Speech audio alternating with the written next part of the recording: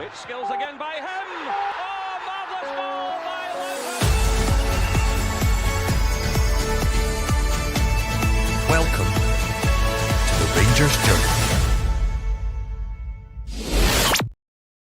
Hello everyone, welcome to the Rangers Journal pre-match pod before the Old Firm semi-final today at Hampden. I'm going to welcome the guys on board first. Doug, you're in by the skin of your teeth. How you doing? Not too bad, thanks yourself. Yeah, okay. Well, actually, I'm not. I've got the cold, but okay, I can just sit here and talk. It's fine. Mitch, great to see you, mate. How are you? Always a pleasure to see you, Billy. Doug, that is another outstanding cardie we've got on today. I've got a couple of similar. Same one. It's my favourite. It's worn pretty much every day. He's like the king of Kashmir. And Stevie, welcome aboard, mate. You all right? I'm good, mate. Thanks. I'm 2 parts excited, 1 part bricking it, but aye, pretty much standard pre-Old Firm nerves I'm getting. So aye, all good.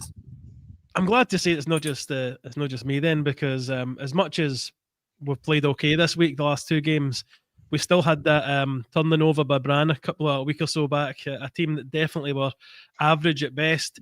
Doug, I'm hoping you can keep an eye on the team lineup coming out. Do you mind doing that for us? Thank you very much. Mitch, I'll come to you first of all. What are you hoping to see today as regards our performance? I want to see us picking up where we left off midweek in terms of the gritty attitude. Keep the work rate up, put your tackles in, mark your man.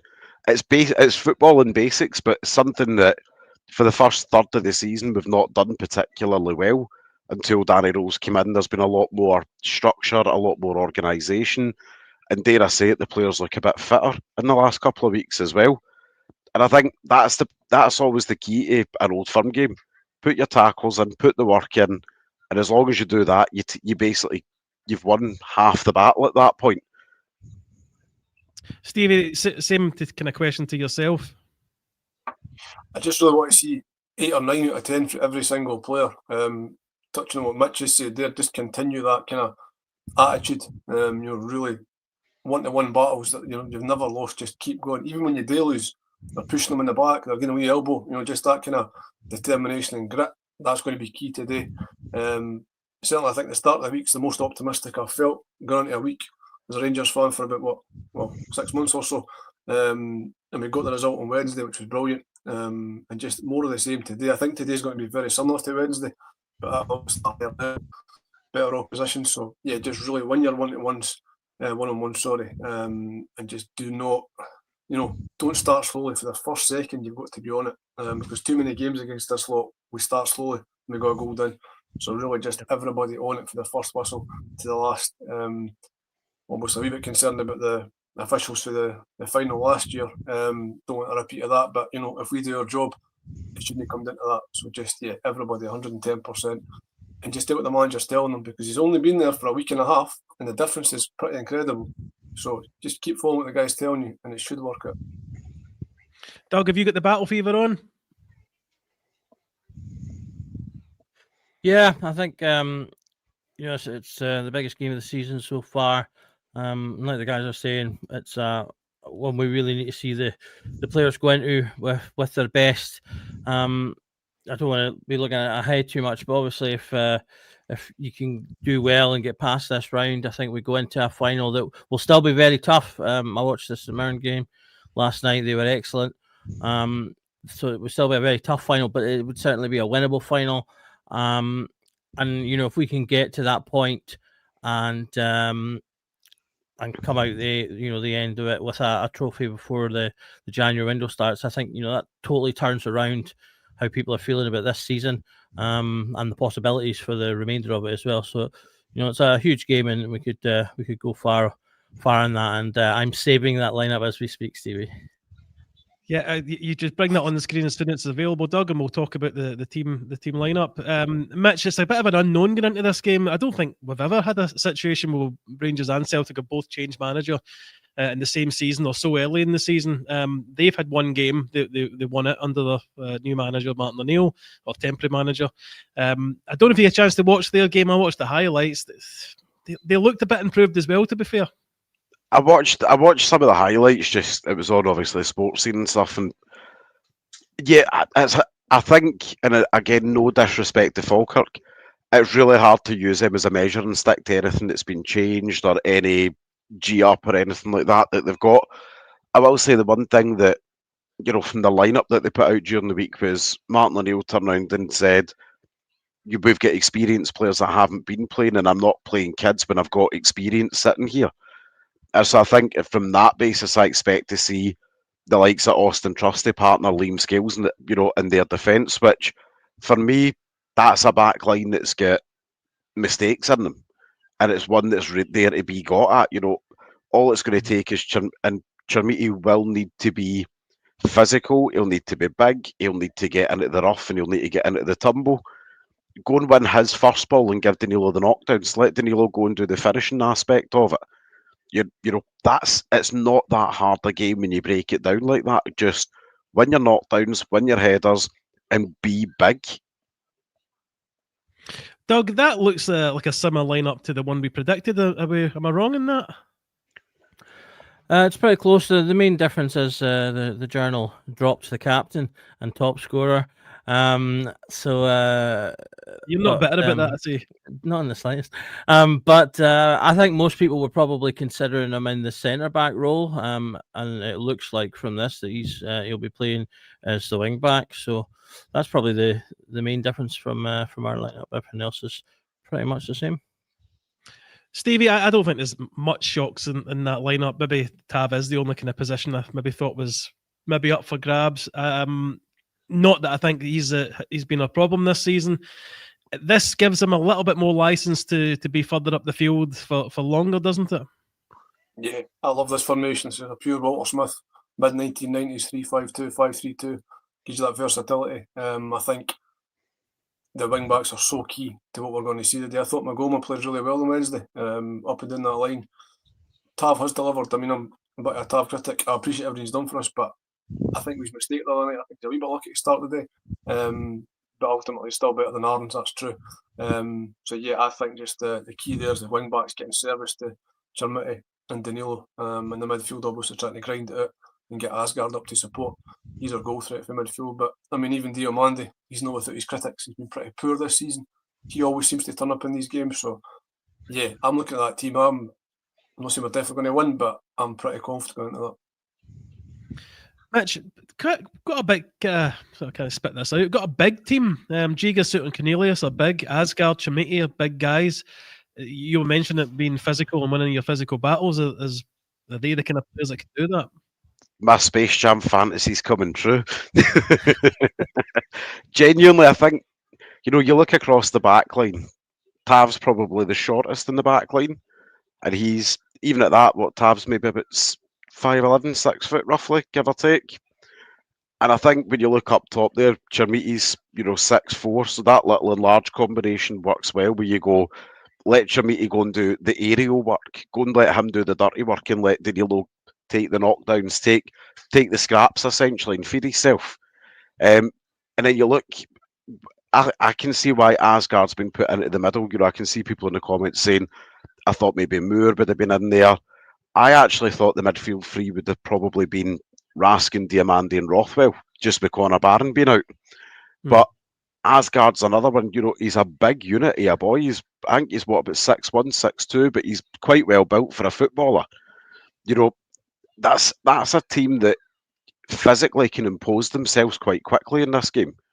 And I'm not saying, don't do anything stupid and don't find yourself in the referee's book for anything stupid, early doors, because we all know how it works in Scotland. If we give them a reason to, then they'll put us in the book for something. The only concern I have looking at the lineup is Magoma. And I know I don't want to speak controversially or anything, but my issue was against Hibs the other night. The boy was a walking red card, which is why he was hooked. And I don't want to see him get caught up in the same moment again, and find a similar outcome that he has to be hooked for his own good. He had a really good showing outside of the fact that he was allowing himself to get riled up. No, fair enough. I felt his booking was not particularly justified, to be fair, but the referee seemed to want to even things up for the yellow card they gave early to the Hibs players. So important players in that team for me. Doug, Raskin last season was incredible for us. You know, scoring in Old Firm games, he really comes alive in it. Diamandi seems to do well in Old Firm games. How important are they two in the middle? Yeah, I think they'll be key. As you say, both of them have a tendency to raise their game for matches like this. And the midfield battle, I think, is always a big one. Some of their best players are in midfield. Obviously, you've got McGregor, that's the kind of the ticking heart of their team. But and I'll probably pronounce this wrong, but it's Nguyen, I forget. And the midfield has been playing really well for them this season. He's got a handful of goals and assists. So I think the midfield will be a key part of the match. Often we've found when we've managed to keep McGregor quiet, that's gone a long way to improving the outcome for us. So that's something I'm sure the manager's possibly looked at. Although he's not quite this. I don't think he's similar to Tav. He's on the latter stages of his career now, so he's not quite as impactful as he once has been.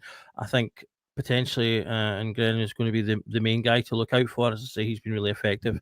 So if we can impose ourselves on the midfield instead, and obviously Raskin has been a huge player in both in terms of tackling and creativity, moving the ball when he's at his best.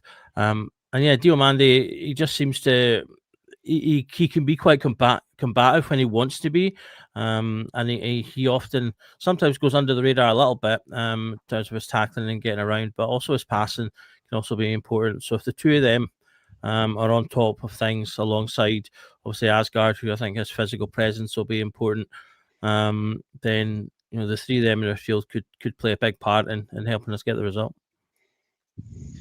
Stevie, when it comes to players like Callum McGregor, we give him a lot of respect, but as Doug's saying there, he's not quite the player that he has been in years gone by. Do we really need to have someone on him the whole game? Like the last game at Ibrox, you mean? No, I don't think so. I think the handbrake is off now with Danny Rule. I think he's going to say to Asgard, you go and impose yourself on him, as opposed to make him try and mark you. I don't think he's going to hold back today. I think we saw the other night the work the players were doing off the ball, out of possession. It was such an improvement. They were so solid. They had that platform. So I think players like Asgard today is going to have that platform to go out and be a lot more offensive. And that's his game. We saw for the goal he scored there a couple of weeks ago at Ibrox. Phenomenal. He beat a couple of players, pung in the top corner, let him go and express himself. That's going to be key. I don't want to put all my eggs in one basket, but I think Asgard's going to score today. I really do. Got a good feeling. But yeah, Raskin and Dio are obviously key as well. But yeah, it's a semi-final. We're not trying to draw this game. I'm trying to not lose. We've got to try and win it. I think that actually's got to be key. But the players, they seem to be going in one direction. The other night, you could see at the end how much it meant. That was a big step. So fingers crossed it's another solid, determined performance today. Because as the boys have covered there, that back line, they're huge. And it's starting to be a settled defence, which I think are really key component. Butland's been great all season. But the fact that he's now got a defence in front of him, they're getting used to playing with each other and they know their purpose. It's a huge, huge improvement for us. Mitch, I'm going to bring up this quote here. I want to see if you agree with it or not. Gassama and Ant-Man are our best players, and this formation keeps them out. What do you do when you've got two players like that? Do you try to fit them in a formation, shoehorn them in, or is he quite right to bench them? I think I'm going to speak against the grain when it comes to Gassama, and I've spoken about it in previous pods. No, I've spoken about it in previous pods. I think Gassama's a cracking player, and there is no doubt about the sky is the limit for where he can go as a player. But I think one of the biggest issues in recent weeks with Gassama is actually his decision making in the final third. Too often he's guilty of being a bit greedy when actually there's a better option available. I look back at I want to say it was the Kilmarnock game, where he went to go for the spectacular himself, not ended up going out for a corner when Joe Rothwell was standing in the corner, edge of the box, and he was standing in space. I'm not saying that Rothwell would have scored it, but when you look at who had the higher likelihood to score, Rothwell had nobody on him, no men on him. Gassama had created the space for him. Surely the sensible option is to put it to the man in space. And I think that's possibly part of Gassama's maybe development over the next couple of months, is just that decision making in the final third. The Ant-Man conundrum, though, it's a weird one, but I do think one thing to keep, one thing that's kind of key to remember is he missed the last couple of games through illness, so we don't know how fit he is, obviously, after the illness that he's had as well. So if he's only got 30 minutes or so in the legs, then I'd rather a quality 30, 35 minutes out of him than, a laboured 60 minutes and we're all calling him dug meat at the end of the game. Can I come back on that quickly, mate? Of course, Stevie. Just a really quick point, thanks. That's a really strong bench to me. And this could go 120 minutes. You know what I mean? So Gassman and Antman, they could end up still playing, the best part of an hour of football. So I noticed it the other night, every sub that came on, I thought, good player, good player, good player. Adding to the team. So having these guys in reserve, when the game maybe gets stretched and a bit wider open later on, there's really good players to bring on. So yeah, I think look at the team on the bench. I'm pretty happy with that. Doug, I brought this comment up because I think maybe there's something in this. We've had such an awful season. They expected us to basically to roll over us now, but in the last week or so, we've kind of turned our fortunes round, up to third in the table. Is the pressure more on Celtic today? I'm not sure. It's a good question, to be honest. I think you could probably, depending on your perspective, tip that needle to either side. They've probably got the best or the easiest excuse, if you like, because they've just lost their manager and had to bring in a new one. He's only played one game, so they've kind of got that that they could potentially fall back on. Although obviously, much like ourselves, there aren't really any excuses when it comes to these matches. You go and you win. I think we've got more to lose because, as I say, we've had Danny roll in for a little bit now, a couple of games. We've won those games. We're on an upward curve, and this will derail that if we were to not get the victory today. Whereas, as I say, if they fail to get the victory, I think they're not on quite the curve that we're on quite yet. Which they'll be looking to build that under O'Neill. So, I don't know if it's as I say. It sounds like I'm saying the pressure is on us, and I suppose in a way I am. But I think that's also because that's my perspective as a Rangers fan. Whereas I'm sure that they could turn around and make the same case, but.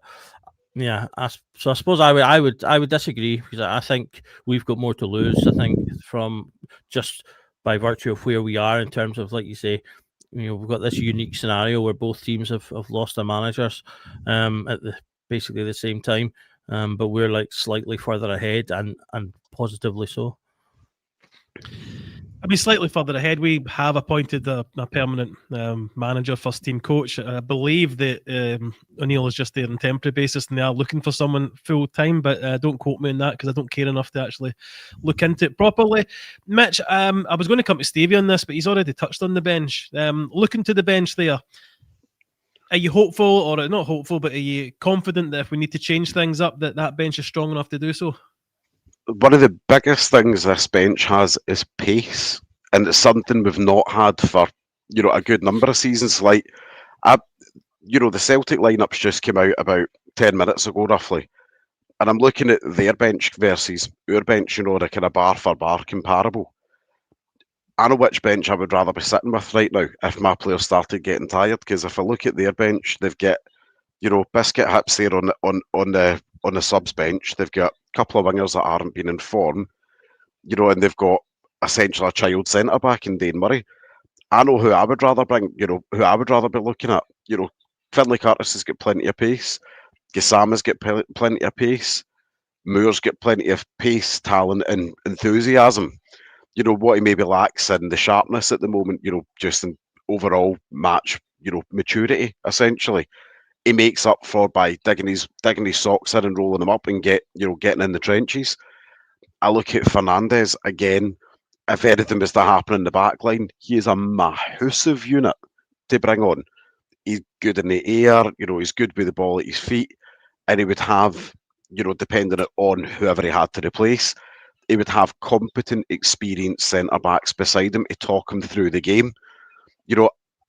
And again, the biggest thing is the pace in the bench. Ant-Man can run like Usain Bolt. We've got Gassama, who's like road runner. We've got Curtis, who's got a clean pair of heels on him.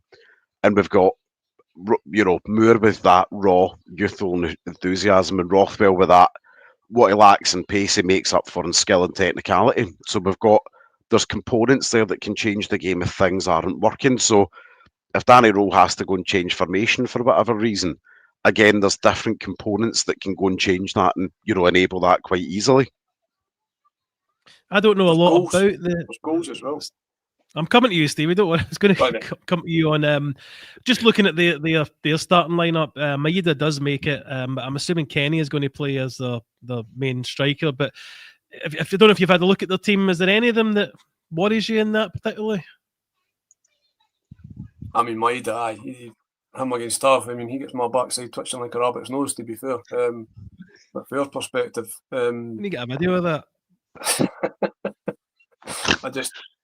Even me, I feel like Miovski's like such a good record against Celtic for goals and stuff. So I feel like there's strength there. But with them, they're not what they were. They've obviously lost a lot of quality. But I think that's the whole point of Martin O'Neill being there, is to try and galvanise them. So to me, both Rangers and Celtic are going to be stronger than what they were a couple of weeks ago. So it could be 100%. Today will be a much better game than the game at the end of August. This will be a far better game of football, a lot more competitive. But yes. I don't know. I just feel like with like I said, the formation shape that we've managed to implement already, I'm a lot more confident we can combat what they've got, and it'll be more us attacking them than vice versa. Right, I'll go around the house before we finish up just to get your final thoughts on today, what you expect of the match. Is it going to go to penalties? Is it going to go extra time? What do you think? Doug, give me your thoughts on maybe not a score prediction, but a prediction on how you think the day is going to end. I think we can win the game. As I say, we have that advantage. We're a little bit more settled. As I say, they've just got their just had O'Neill in the door. And as I say, it's a big day for the team to really show that they are developing and they are pushing in the right direction. They go into this with the right mindset, the right attitude, and as I say, they try the best that they can. I think they can come out with it. We've got a couple of players on form. They're looking more settled. They're looking like they've got the bit between their teeth. So, as I say, I'm going for a victory for us, and I'm going to say 2-1. Fair enough. Well, Doug, thank you for coming on this afternoon. Mitch, yourself, thoughts on the game and how you think it's going to end up? I see us winning the game. I don't want to put any predictions on whether that's in normal or an extra, but I think it's going to be. I genuinely think this is going to be one of the few old firms where it's who tires first. They've not got much in the way of the striking department. When you look at, they've got Kenny up top there with Maeda behind him. Maeda's been out the team for weeks, so he's unlikely to have 90 minutes in the legs. And then they've got, the child prodigy up front who's, scored a grand total of about he and Haw over his career. I do think, if you ask me a score prediction, I'm going to say 2-1. Because as always, we make hard work of it. Fair enough. Well, thank you again, Mitch, for coming on. And Stevie, your final thoughts on the game? I'd bite your hand off for a 2-1 victory. I think it'll be quite a terse, close affair. Maybe a single goal, maybe a 1-0, take another 1-0 clean sheet. But yeah, I think we'll be in it right to the end. I think Asgard's going to score, and I'm going to go 3-1 to Rangers. Good stuff. Everyone, thank you very much for your comments at the side. Obviously, the game is about 50 minutes away from kickoff now. If any of you are over in Porto del Carmen and Lanzarote and you're watching the game in the Bluebells pub, stick a comment in the YouTube comments as well and let us know you're there. But they are our sponsor. So if you are over there, please check them out. And again, go over to our YouTube channel and watch us over there. That does help us more than, say, watching it on Facebook or Twitter. So thank you very much. The game's not long away now, and we'll be back after the match to dissect everything that happens. So remember, every night is a Rangers Journal night, and I hope your team wins. Every